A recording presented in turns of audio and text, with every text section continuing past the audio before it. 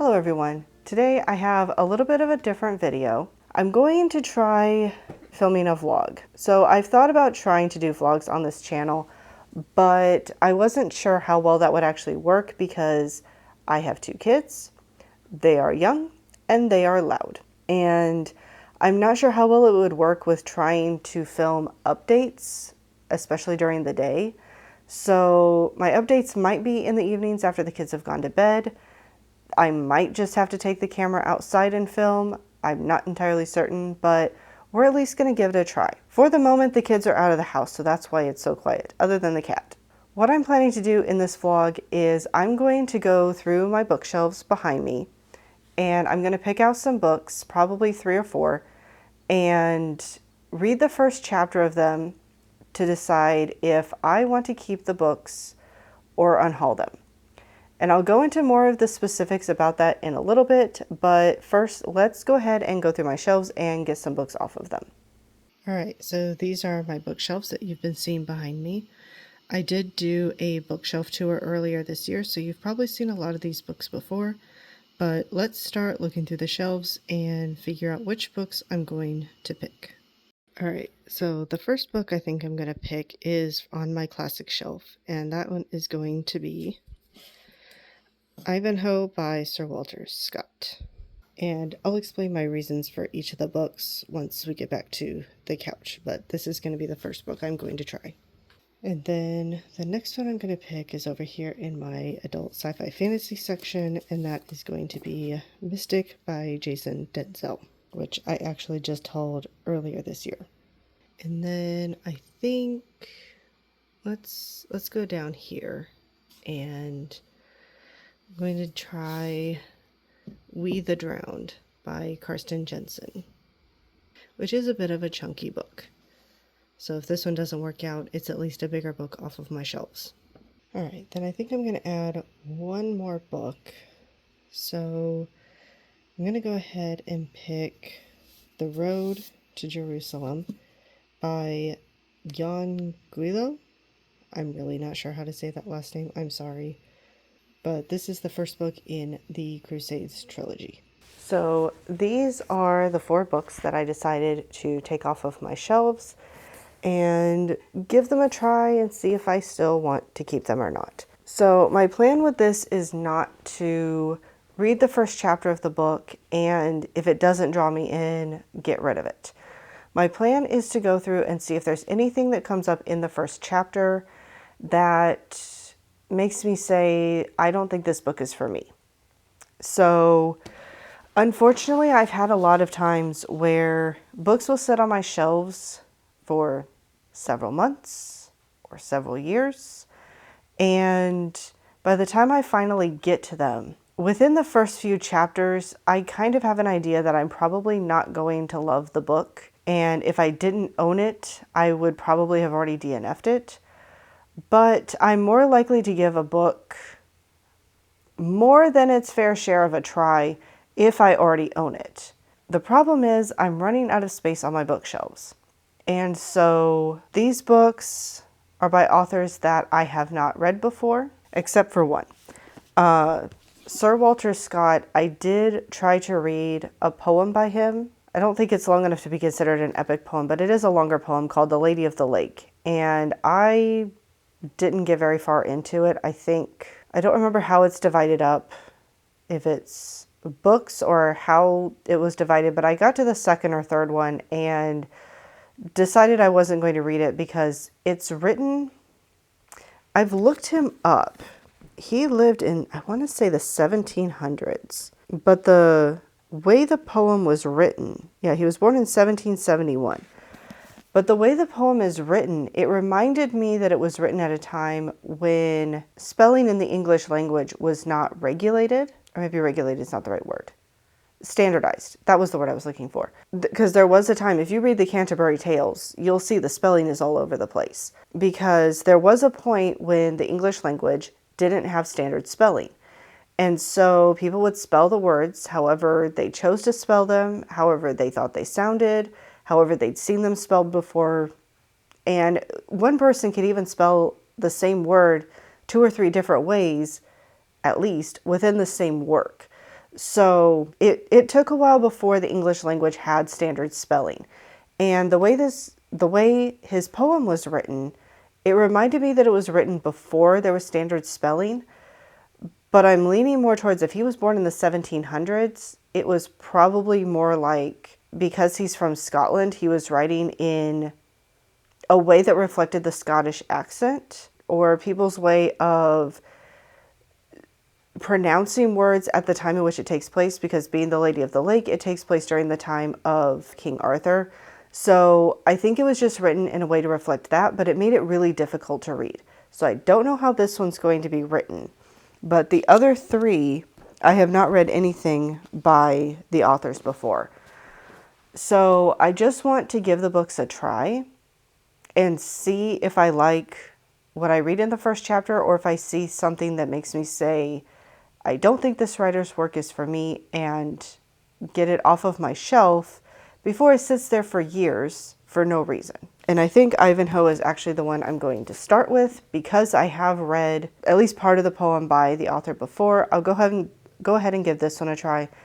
For the most part, I'm not planning to do classics with this one, but Ivanhoe is one I wanted to get to for a long time. It's supposed to be, from what I understand, either a Robin Hood retelling, or it's actually supposed to be about the time in which Robin Hood lived. So that has intrigued me to want to pick it up. But I did buy this a couple years ago, and I'm feeling less drawn to read it, I think even at the time that I bought it, than I had been in years past. So I'm starting to wonder if this is actually a classic I'm going to want to read or not. So I'd like to at least go ahead and give it a try. So I will read the first chapter in this one, and I will get back to you.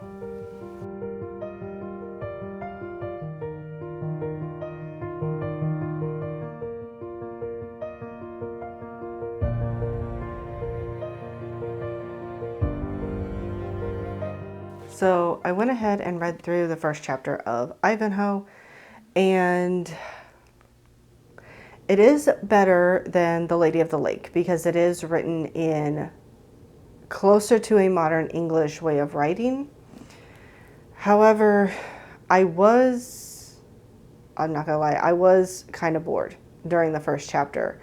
And I was trying to figure out if it was just trying to get into a classic novel, trying to get into his writing style, or if it was something else. And after I read it and thought about it for a while, I realized I think the problem is the reason I wanted to pick up this book for so long is because I heard it was related to Robin Hood. However, I'm coming to realize I don't think Robin Hood stories are for me. I enjoyed the animated Disney movie that I watched as a kid, but that's really about the only Robin Hood adaptation I've enjoyed. I tried to watch the BBC TV show at one point. I got several episodes in, but I finally couldn't watch it anymore because it was just so repetitive. And I've heard that The Merry Adventures of Robin Hood the book is basically the same way, so that might be why the TV show was, but I couldn't do it. And I've seen Robin Hood, Prince of Thieves, and honestly, that movie's just weird. I love the music in that movie, but the movie itself is just weird.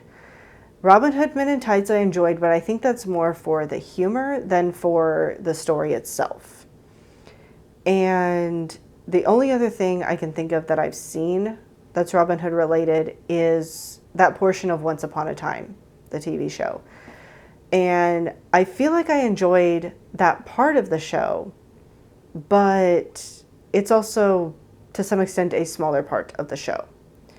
It does take up a bigger part at some point during the course of the series, but overall I feel like it's a small part of the show. There might have just been enough other stuff going on in the show that I still enjoyed the Robin Hood part of it, because I wasn't bogged down by it being the main part of the show. But I'm coming to realize I don't tend to enjoy Robin Hood stories. And that's probably why I've been a bit on the fence about this one over the last 2 or 3 years. Because I think there's part of me that recognizes I may not actually enjoy this because of what the story is about. I mean, there were even paragraphs in the first chapter that I skipped over because there were 2 paragraphs back to back describing 2 different characters' clothing. I read one, I basically skipped the other.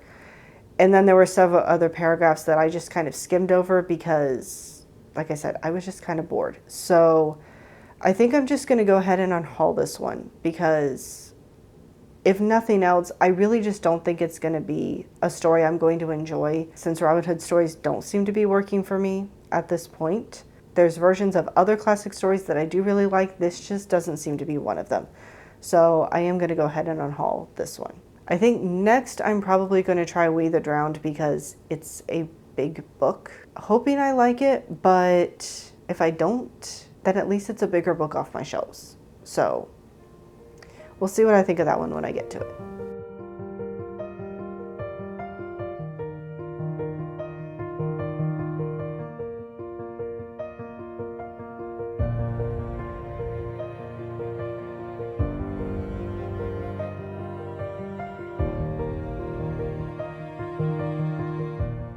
Alright, so I came back to the bedroom to get some laundry taken care of and decided to grab We the Drowned while I was back here and give this first chapter a try. And the first chapter in this one is actually really short. So when I first saw that, I considered reading more than one chapter just to feel like I was giving it a fair try because it's only 3 pages long. However, after the end of, I think, the second paragraph, I pretty much knew I wasn't going to be keeping this book. I did go ahead and finish the first chapter, but I'm not going to hold on to this one. There's a joke at the beginning of the book that did not land for me. It is not my humor. Basically, without reading it, I'll just say it's a religious joke. The other thing in the first chapter is it's talking about the main character when he was a child and that his parents are trying to teach him and his siblings I don't know if it says, does it say English? Does it actually say American? All of a sudden I'm feeling like I read that wrong, but I may not have. Nope, he wanted to teach the children the American language, so specifically American English. And the word isn't written out clearly, or words aren't written out clearly, but between what the words look like and the gesture the boy gives, you can figure out what he was saying in English. So I just figured this is not going to be a book for me. It could be a good story, but if I'm going to have to wade through that kind of humor, it's not going to be a book that I enjoy reading. So this one, unfortunately, is going to go as well. Which, I went ahead and grabbed these 2. It makes, sorry, I have to hold them up on this side in here. This makes me very nervous to try these 2 because these were 2 that I was very much looking forward to. I mostly just want to try them because I haven't read anything by the authors and I've heard nobody talk about them. So I want to see what they're like, but I was hoping to find some books in this video that I actually want to keep. And the fact that I've read 2 and I'm unhauling both makes me very nervous to get to these 2. So I don't know which one I'm going to try next.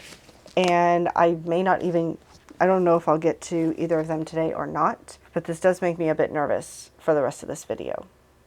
So we'll see how it goes. Good morning, everyone. So we traveled down today to Kansas City to meet up with my brother and sister-in-law. They don't live here. We're just meeting them here. We're going to a coffee shop, then we're going to Barnes & Noble. So I'm going to take you along with me. First, we're going to go into the coffee shop, and I haven't been here before, so we'll see how it goes.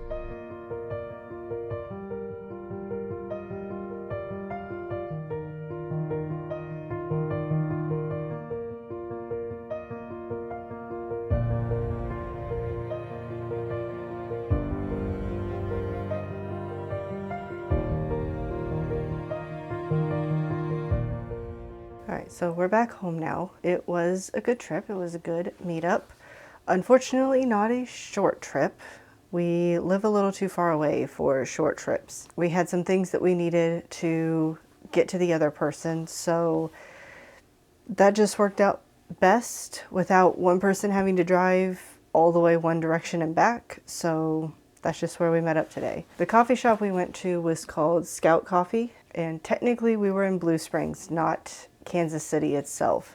but it is a suburb of Kansas City. And the coffee was good. The muffin was good. I got the French toast latte. My sister-in-law got the lavender hazelnut, and my brother got, it was one they had for the summer. I think it was called Berry Patch. I think it was blackberry and honey. So unfortunately, if you go there when this video comes out, they're probably going to be done with their summer coffees, but we thought they were good. And then as you saw, we went to Barnes & Noble, and I think we all spent a lot more than we should have. But I'm going to go ahead and show you what I got there because I have enough videos planned that I don't have room for a book haul. So I'm just going to show you all the books here. So the first two I picked up are for my one and done challenge. And you guys probably will have already seen the winners for this, but in case you haven't seen my community tab post, the first one that I picked up is Six Crimson Cranes. Wow. By Elizabeth Lim. This was for the author and book that you guys got to vote on, which thankfully this is the one that won because this was the only Elizabeth Lim they had at the store. I don't actually know anything about this book, so I'm going to say attempt to read it together because I see the name on the very back of the book and I'm not sure how to say this. Shiori Anma, the only princess of Kyoto, has a secret. Forbidden magic runs through her veins. On the morning of her betrothal ceremony, Shiori loses control of it, forestalling the wedding she never wanted, but also catching the attention of Raikama, her stepmother, or Raikama. A sorceress in her own right, Raikama banishes the young princess, turning her brothers into cranes and warning Shiori that she must speak of it to no one, for with every word that escapes her lips, one of her brothers will die. Like I said, this is the one that won the vote, so I will be working on this at some point this month. And the other book that I picked up is Gathering Blue by Lois Lowry. This one won the vote for which series did I basically DNF that you guys think I should continue on with, and The Giver won the votes, so Gathering Blue is the next book in the series. And again, I know nothing about this one. Left orphaned and physically flawed in a civilization that shuns and discards the weak, Kira faces a frighteningly uncertain future. Her neighbors are hostile, and no one but a small boy offers to help.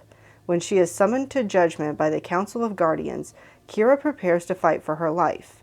But the Council, to her surprise, has plans for her. Blessed with an almost magical talent that keeps her alive, the young girl faces new responsibilities and a set of mysteries deep within the only world she has ever known. On her quest for truth, Kira discovers things that will change her life and world forever. I'm not going to lie, I don't feel like I know any more about this book than I did before I read that, but this is the other one that won, which I am going to at least note. They're a whole lot smaller than the last book that won the one and done votes. So I do appreciate that. But yeah, we'll see what I think of these books. You guys voted for East of Eden in the last one, and I absolutely loved that book. So I'm hoping the same ends up being true for these two. All right, then let's go over the other books that I got at Barnes & Noble, whether I should have or not. The first one is Middlemarch by George Eliot, which I will be honest, I have never seen this cover before. So I haven't read Middlemarch, so I know nothing about this cover or why this would be on the cover. But it is a very floppy paperback, and it has deckled edges, and it has French flaps, which I personally love both. I know a lot of people aren't fans of deckled edges, but I really like them.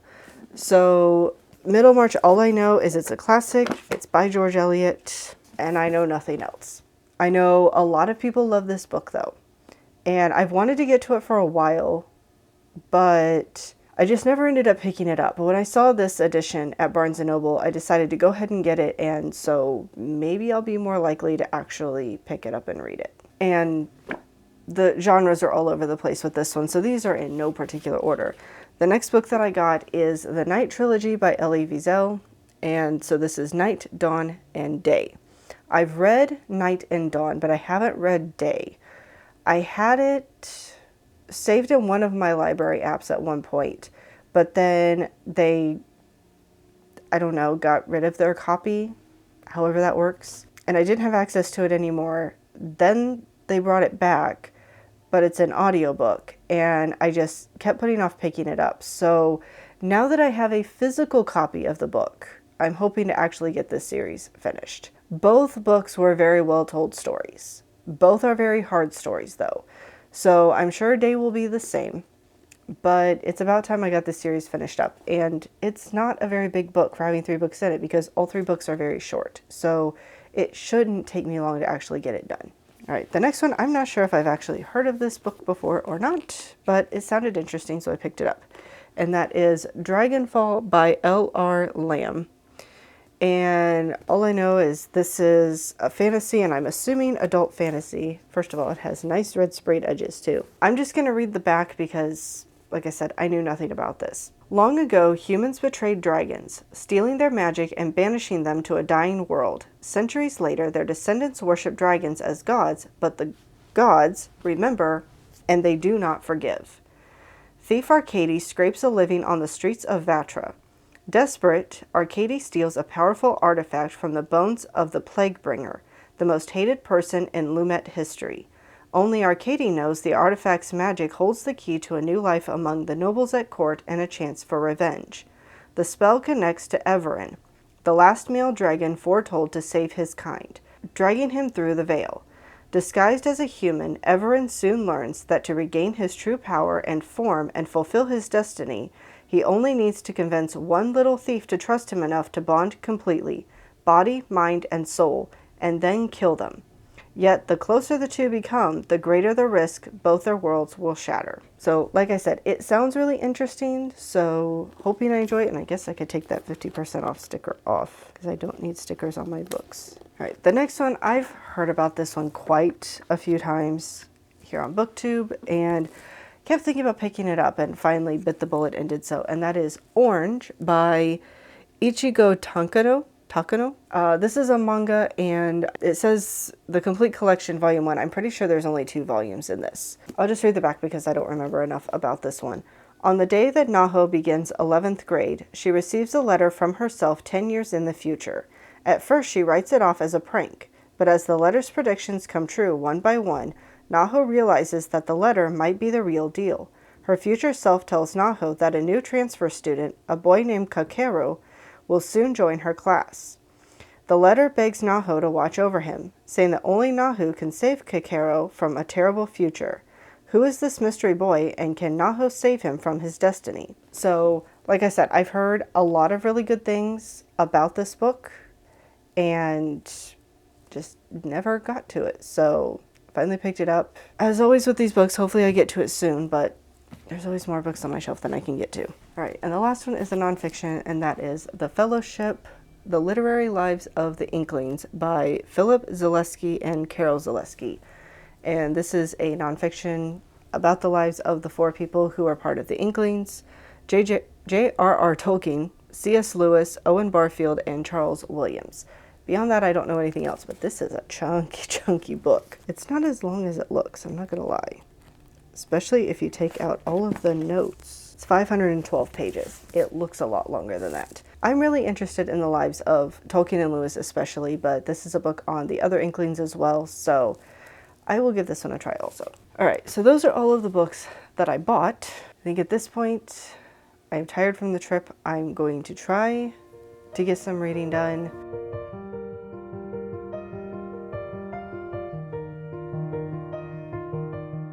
Alright, so I finally got to Mystic by Jason Denzel. Just kind of needed to take a break after those first couple books, since, like I said, I was kind of nervous to get to this one or The Road to Jerusalem after those 2. But I read a little bit more than I was supposed to because I stopped in the middle of chapter 2, which I think tells you that I'm probably going to keep the book. The first chapter just ended on a bit of a cliffhanger, and I just wanted to see how that part of it wrapped up. I kind of knew what was coming anyway from the synopsis and also from the fact that there's a lot of stories that just kind of start in this direction where a character either wants to do something or just knows that something's coming up where someone's going to be chosen and thinks it's not going to be me, it's going to be this other person, and then it's her. That part was kind of obvious. I just wanted to see how that whole scene ended up wrapping up, so I went on a little bit into chapter 2. But I am going to keep this one on my shelf. I am thankful to say I was starting to get a little bit nervous after the first couple books, but This one I did like. However, I have this in my adult sci-fi fantasy section because I thought this was adult fantasy.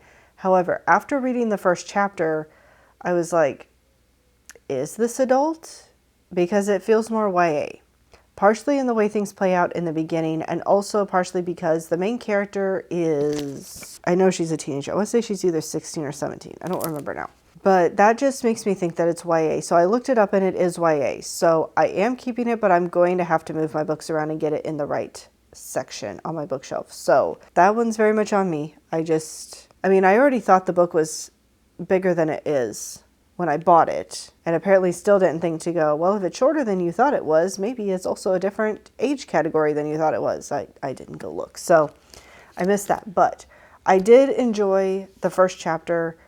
Obviously, no idea what I'll think about the rest of the book, but nothing I saw that makes me think I should get rid of it. So this one will be going back on my shelves. And in case you're not familiar with what the book is about, we're following our main character, Pamela, and she really wants to be a mystic, but the only people ever chosen to be mystics are from the higher class.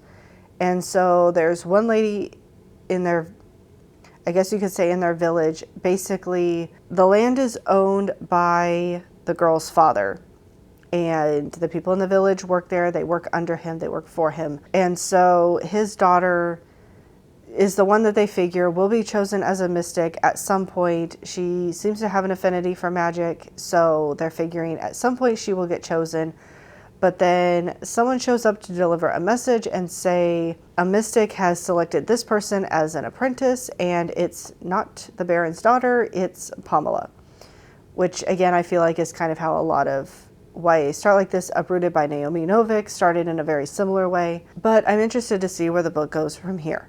However, the one thing I did notice in this book is there's a lot of made up words, and I mean a lot. And I feel like this is something that can be very common with fantasy writers, is we don't want to just have a made-up world, made-up character names. The things that are made up in their world get their own names that we make up. We want to make up names up for everything. Like, even the words father and mother, because I don't know if it's supposed to still be pronounced father and mother and it's just spelled differently, or if it's supposed to be pronounced differently. But father is spelled with an I instead of an E. And then mother is M-H-A-T-H-I-R.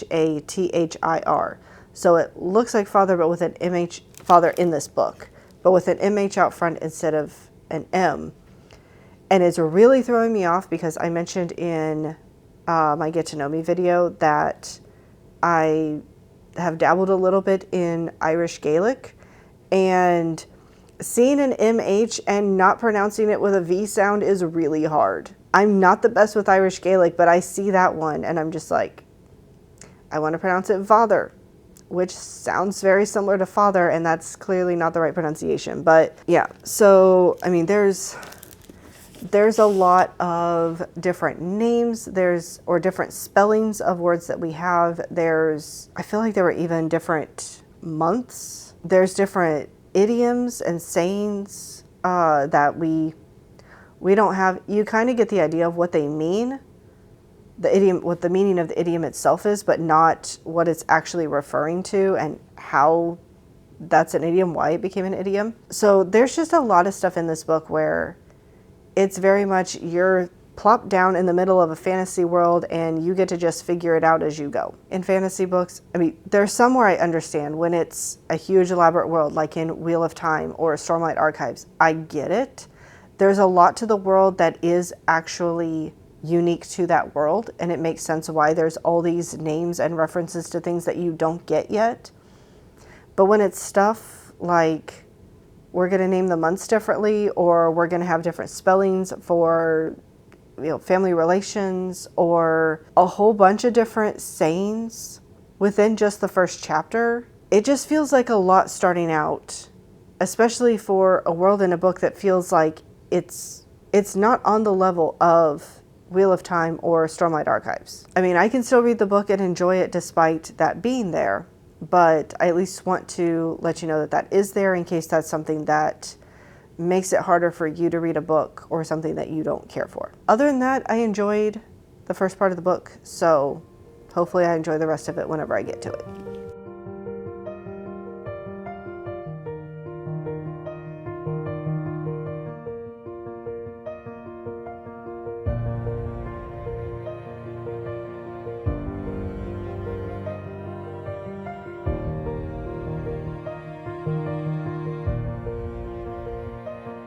All right, for the final update, I thought I'd just come back to my normal spot. So I did read the I did read the first chapter in The Road to Jerusalem. I wish it was the final chapter and I was done with this book and I can just tell you what it's about, but I did not read that much. So the first chapter in this book is about a woman who apparently gets a call from the Holy Spirit. And we're not told in the first chapter exactly what this goes. I don't think. All of a sudden I'm like, did we? And I just don't. I'm terrible at remembering the end of things. Oh, I forgot. I didn't actually read the entire first chapter. I read until the first chapter break because that was 8 pages in. The first chapter itself is almost 30 pages long.